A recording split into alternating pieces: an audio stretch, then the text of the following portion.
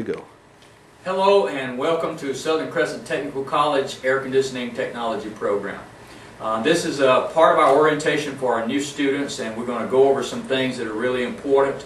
A lot of times when new students come into the program, they don't know exactly what to do and how to do it, and that's what we're here for. We're going to show you what to do, and we're going to be there with you, and we're going to get you started, and we want your experience here to be a very positive experience. We want you to get the maximum benefit out of our program.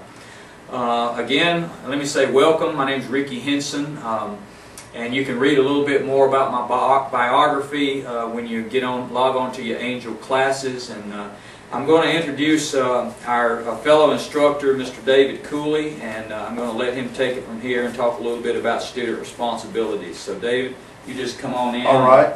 And do your part. All right, Ricky, I will. And first of all, you can also read about me a little bit on the website, in the Angel website. To tell you how it goes, you can look at me and tell that this has been a very, very good field for me. You can see I'm not hungry, and I hope that it will be a good field for you. I am a graduate of the school. I have gone to many, many other schools, but I will tell you, if you think that once you leave this program that you're going to be all educated up, you got another thing coming.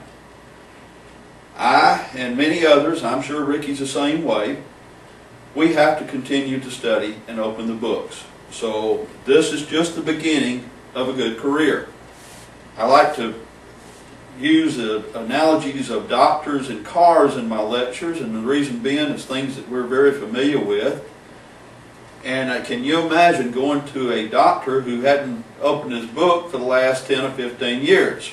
I don't think that we want technicians out there that don't stay up to date. Okay, let's talk a little bit about the student responsibilities. Now, attendance is very important, but this is not the attendance of a traditional school, if you will. Our attendance is recorded both through the Angel program. We'll have an orientation on that, on how you will actually log into the Angel program. A little warning: if you're not active in that program within a 14-day rolling period, it will give us a warning. And there are some consequences that could happen to you as a student if you're not active.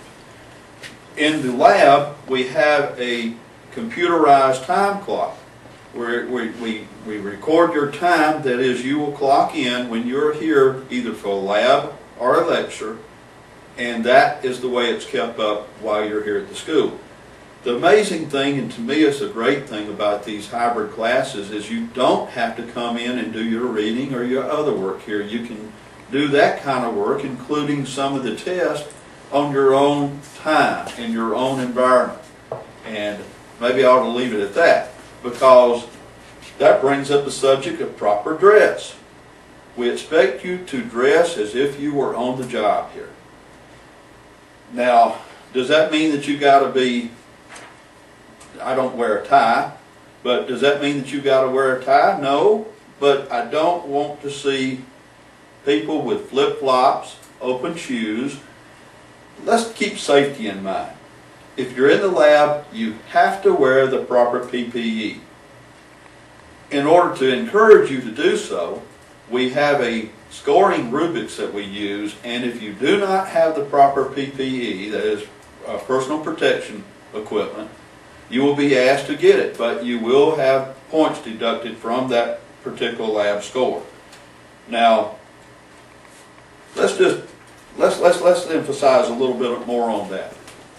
Whether we like it or not, some of us, take me for example, I can only look so good. And a customer, or your first appearance either to a future employer or the customer if you're working for a company, whether we like it or not, first appearance goes a long ways. His first impressions go a long ways. Keep that in mind. Okay, let's move on to a little bit more about safety.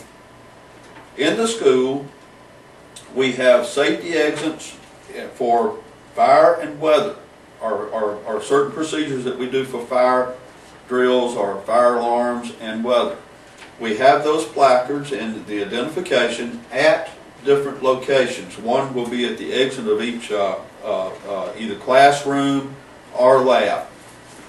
We will discuss that a little further, and that is very much area associated. Let's talk a little bit about the food and drinks here too. School policy says that you will not have food or drinks in the classroom or the lab. Now, I have to take that a little more serious than most folks do because my wife is a custodian here. So if you leave a mess, either you got to clean it up, and if you don't clean it up, I got to clean it up, because if she cleans it up, we're both in trouble. So keep that in mind. Best stay with the policy, no food or drink in here. Time is a valuable thing. Don't waste your time. Don't waste our time. Have your reading assignments done before you come to us and say, I want to do a lab. It's so important that you know what to do, not that we know what you need to do. I have had students to come up to me and say, I need to do lab 10005D. I go, okay, what is 10005D? We have probably somewhere in the neighborhood of 75 to 100 labs throughout the course, and we don't remember them always. Ricky does a much better job than I do, but you'll see just how forgetful I am over time. Which brings up another thing. Get things documented. And write your name so that we can read it. You would be surprised at how much better I am at analyzing names and letters. I could probably do a little bit of writing analysis now, but don't make me do that. Don't make Ricky do that, or any of the rest of us here. Write so it's legible. I don't expect you to be spelling perfect, but at least get it close.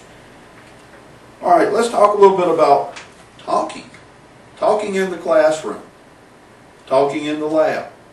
Well, if it's on the subject, that's good. If it's not on the subject, don't disturb the folks around you. They may be studying. They may be doing things that they need to concentrate on. If your conversation is interfering with someone else's studies, move that conversation to somewhere else. We don't keep up with you when you go to take a break or need to go to the restroom or things like that. We're not a high school. We're not a grade school. This is college. Act accordingly.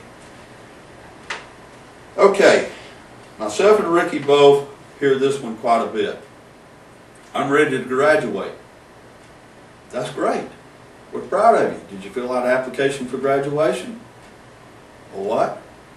It's your duty as a student to fill out an application for graduation before the last day of the course or the last day of the program. You have to be approved for graduation.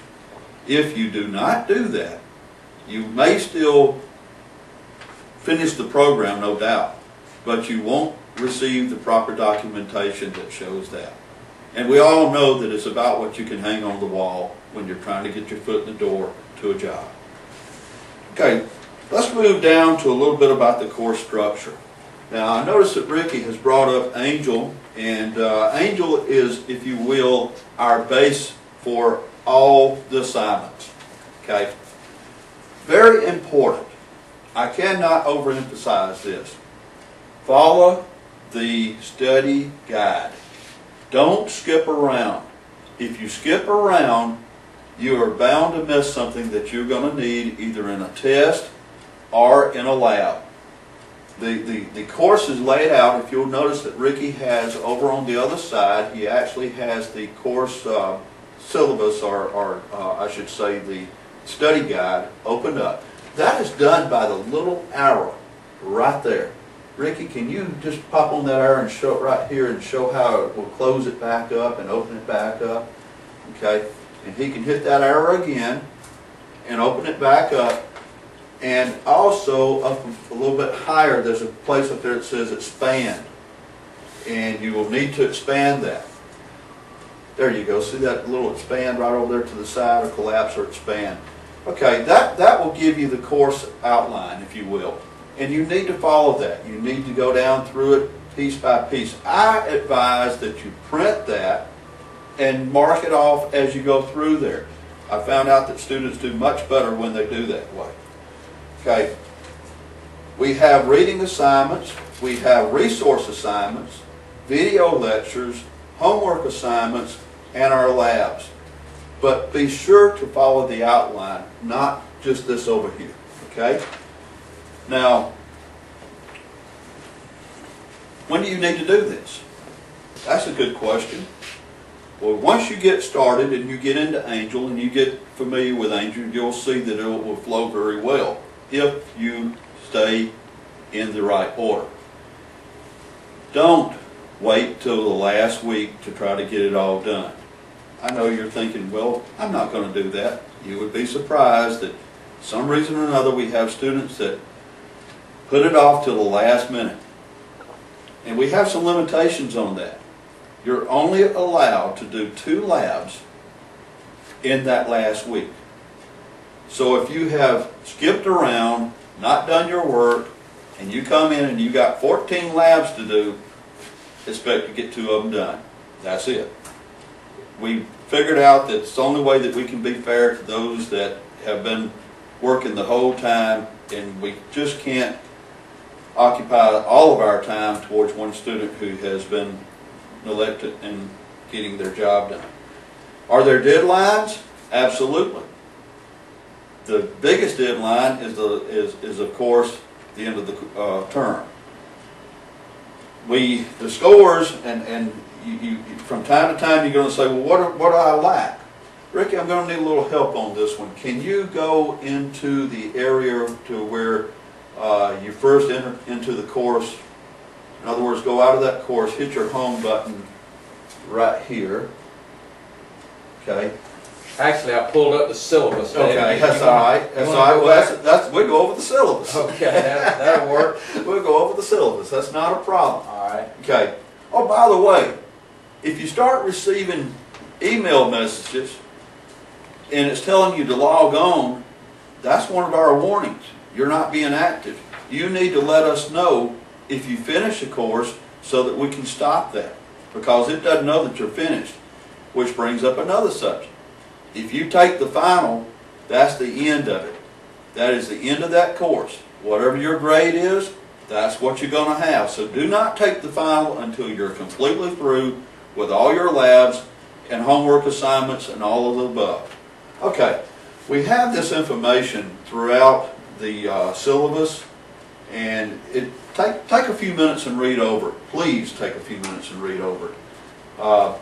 You actually will have to take a syllabus review questionnaire before you can move into the course material. And Ricky has been very gracious and helped you out with that, but I suggest that you read through the syllabus also. You can see the lesson plan here, and this is what I'm talking about that you need to follow. You need to follow it as you go through. You will have Module A, Introduction to Heating, Ventilation, Air Conditioning, and Refrigeration. This is a good example. It will tell you the reading assignment. You will have some PowerPoints, homework assignments. The structure may look a little different when you open it up. I know that it will, but it's going to still basically the same, okay? Ricky, if we could move on out of that and move back to the home button again, all the way back like you're going out of the course here, right here, the little house there. There you go. Okay. And we should see another screen. Now, if you will go into one of the regular courses, maybe this one right here would be good. If we got one that's, I don't know that that one's complete yet. Okay, this is where you will see a number, a code. You will have to enter this. Can you become a student? Yes, sir. Thank you, sir.